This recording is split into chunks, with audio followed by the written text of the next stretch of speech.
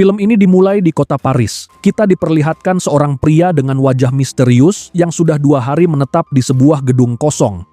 Pria tersebut bukan orang biasa, ia adalah The Killer, seorang pembunuh bayaran profesional yang sedang menunggu kedatangan targetnya.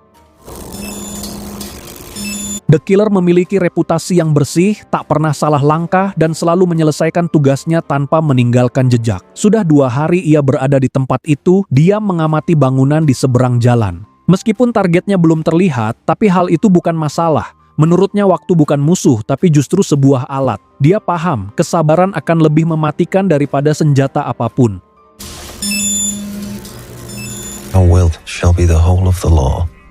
I am what I am. Sambil menunggu kedatangan target, The Killer menjaga fisiknya dengan melatih yoga, lalu dilanjutkan push-up. Karena disiplin bukan sekadar kebiasaan, tapi kebutuhan mutlak untuk bertahan. Keep calm. Keep moving. Saat dia keluar gedung hanya untuk mencari sarapan, ia mendapat panggilan dari bosnya yang memberikan informasi kalau kemungkinan target akan datang 2 hari lagi atau beberapa minggu lagi. Usai sarapan, ia kembali ke gedung kosong tempatnya bersembunyi dan kembali menunggu kedatangan targetnya. The Killer terus mengingatkan dirinya sendiri tentang satu hal, jika ingin misinya berhasil maka dia tak boleh mempunyai rasa belas kasihan. Selama bertahun-tahun, The Killer menyimpan catatan gelap yang tak pernah diketahui siapapun. Meskipun dia telah menghabisi ribuan target, namun tak ada satupun dari kasus itu pernah terungkap. Leave nothing for the elves. On Annie Oakley jobs, distance is the only advantage. Sore harinya saat The Killer latihan membidik, tiba-tiba ada seorang pria yang hendak masuk ke dalam ruangan. The Killer pun langsung refleks dan bersiap menarik pelatuk senapannya. Tanpa diduga, pria itu ternyata tidak masuk, tapi hanya lewat untuk membuang sampah dan lalu pergi begitu saja.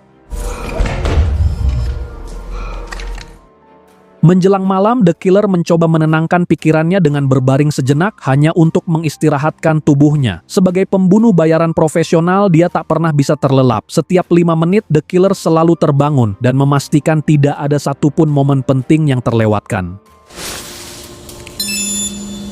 Vigilance is essential. It can become weary.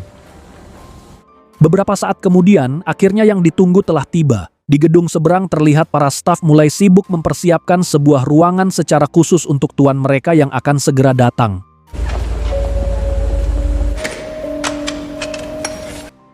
Seperti biasanya, The Killer langsung menyiapkan senapan lalu mengenakan sarung tangan hitam. Dan ternyata targetnya kali ini adalah seorang kakek tua yang lanjut usia. Meski sudah tua, pria ini dikenal sangat kaya dan memiliki perusahaan di mana-mana. Kedatangannya ke gedung itu bukan tanpa alasan. Ia datang untuk urusan bisnis, sekaligus menyewa seorang wanita untuk mencari kehangatan. Empathy is weakness. Weakness is vulnerability. Saat napas The Killer mulai stabil dan bidikan telah sempurna, namun sesuatu yang tak terduga terjadi. Jari telunjuk The Killer tiba-tiba terasa kesemutan, sehingga tembakannya pun meleset dan justru mengenai wanita tersebut. Melihat para pengawal si kakek mulai berdatangan, The Killer segera membereskan barang-barangnya dan meninggalkan gedung kosong itu. Dia kabur dengan sepeda motor sambil membuang beberapa barang bukti ke selokan dan truk sampah. Setelah itu, The Killer langsung menuju bandara untuk kembali ke tempat persembunyiannya. Namun ia harus sangat waspada dan terpaksa membeli tiket dengan identitas palsu karena banyak petugas keamanan yang sudah bersiaga. The Killer kemudian menghubungi si bos dan melaporkan kalau tembakannya meleset. Tentu saja bosnya terkejut dan sangat marah, karena sepanjang karirnya baru kali ini The Killer gagal menyelesaikan tugas. Si bos memperingatkan The Killer untuk membereskan semua kekacauan ini, karena jika tidak, The Killer harus siap menerima konsekuensinya.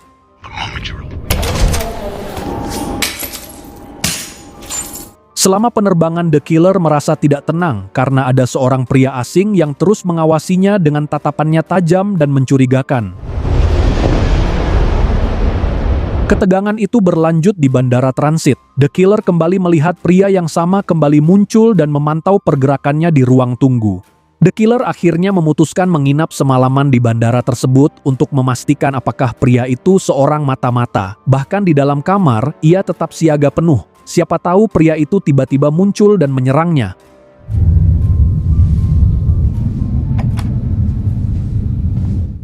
Keesokan harinya, The Killer melanjutkan penerbangan kedua, dan syukurlah pria misterius itu tidak terlihat lagi. Singkat cerita, dia akhirnya tiba di Bandara Republik Dominika yang menjadi tempat persembunyiannya. Dia mengemudikan mobil langsung menuju rumah untuk menemui istrinya, di mana kediamannya sangat terpencil yang jauh dari keramaian kota.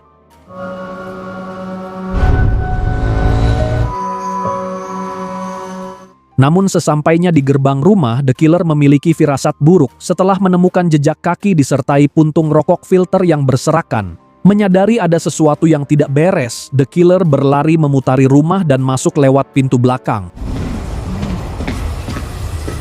Dan ketika masuk ke dalam, dia melihat pemandangan mengerikan. Rumahnya telah porak-poranda dan bercak darah ada di mana-mana. Namun satu hal yang paling menakutkan, istrinya tidak ada di rumah.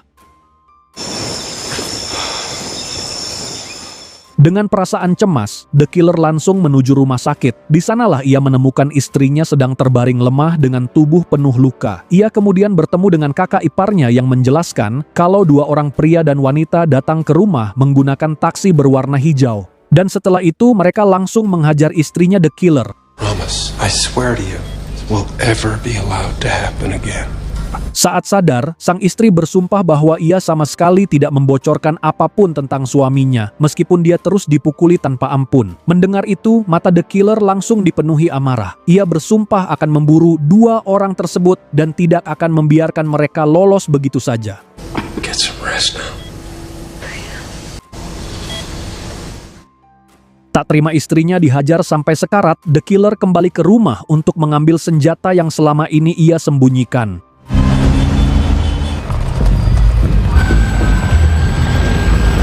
Esok harinya, The Killer pergi ke terminal untuk mencari taksi berwarna hijau. Namun dia kebingungan karena di sana taksinya terlalu banyak. Akhirnya, The Killer memilih cara yang lebih cepat. Dia mendatangi perusahaan taksi hijau untuk menemui si direktur. Sesampainya di sana, dia langsung menodongkan senjata dan memaksa pria itu menunjukkan seluruh rute taksi pada hari kejadian. The Killer akhirnya menemukan rute taksi yang menurunkan dua penumpang di rumahnya. Dia langsung menelusuri identitas sopir taksi itu, yang setiap hari mencari penumpang di kawasan pusat kota.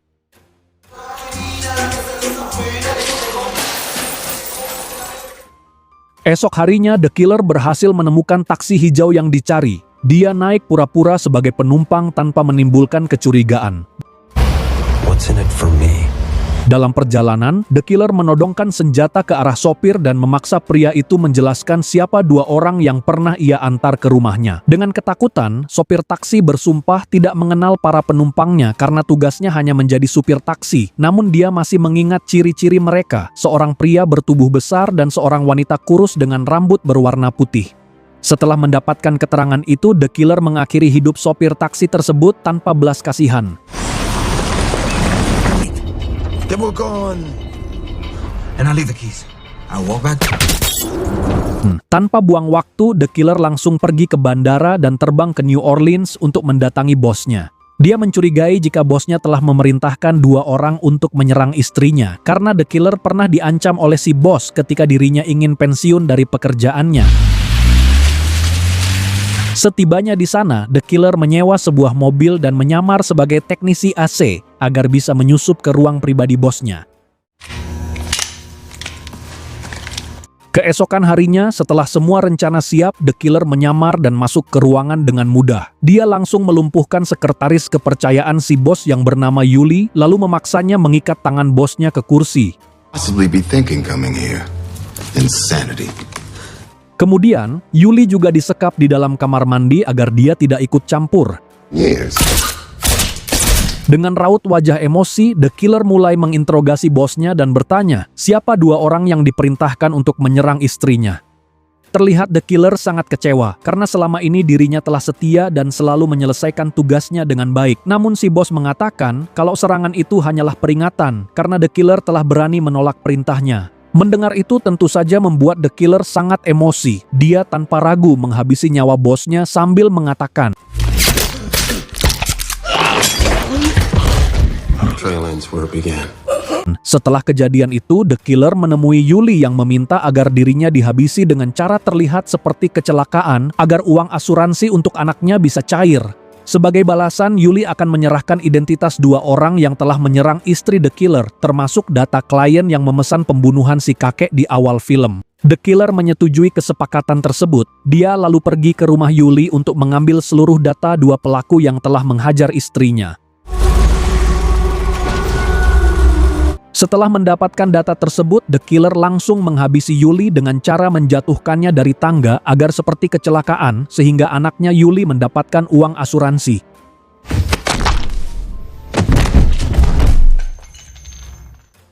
Esok paginya, The Killer pergi ke Florida untuk memburu salah satu pelaku yang telah menghajar istrinya. Ketika sampai di rumah target, The Killer melihat pria itu bersama beberapa anak buahnya dan seekor pitbull yang tampak liar dan ganas. Outside a penitentiary. Setelah memantau di lokasi target, The Killer langsung membuat rencana. Dia pergi ke supermarket untuk membeli daging giling dan racun tikus. Malamnya, dia kembali mendatangi rumah target dan memberi makan si pitbull dengan daging yang sudah dipasangi racun. Setelah pitbull buas itu sudah koid, The Killer lalu masuk rumah lewat pintu belakang. Dan ternyata kedatangan The Killer telah diketahui oleh si target sehingga terjadilah pertarungan yang sangat brutal.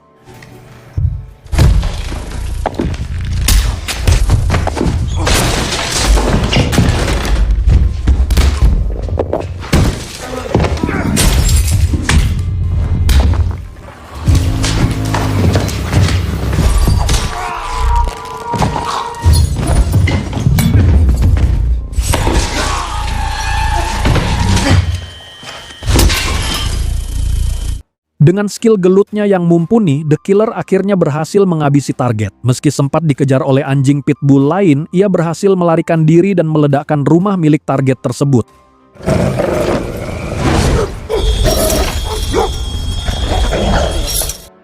Keesokan harinya, The Killer terbang ke New York untuk mencari seorang wanita yang juga terlibat menyerang istrinya. Berbekal alamat yang dia dapatkan dari Yuli sebelumnya, dia mengikuti wanita tersebut sampai ke sebuah restoran.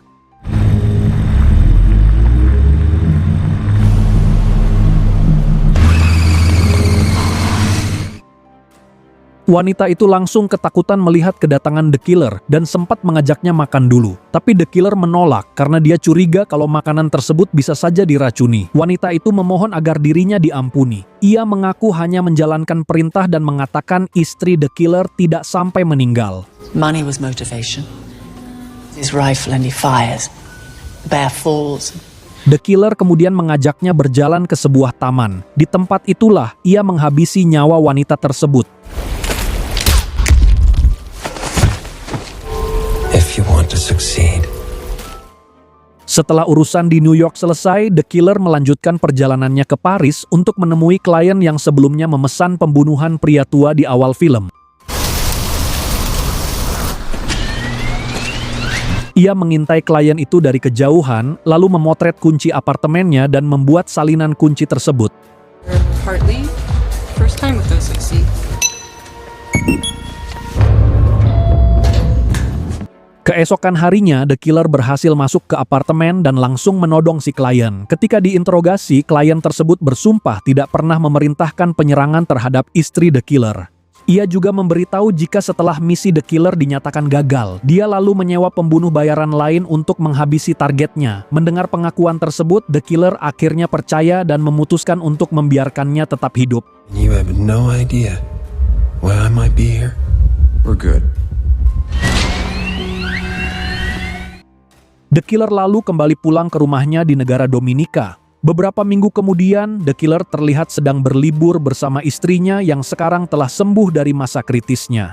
The Killer akhirnya memutuskan untuk pensiun dari dunia pembunuh bayaran dan menjalani kehidupan tenang bersama istrinya yang sangat dia cintai. Dan film berakhir. Oke, terima kasih sudah nonton sampai selesai. Jangan lupa subscribe dan like, dan sampai jumpa di video selanjutnya.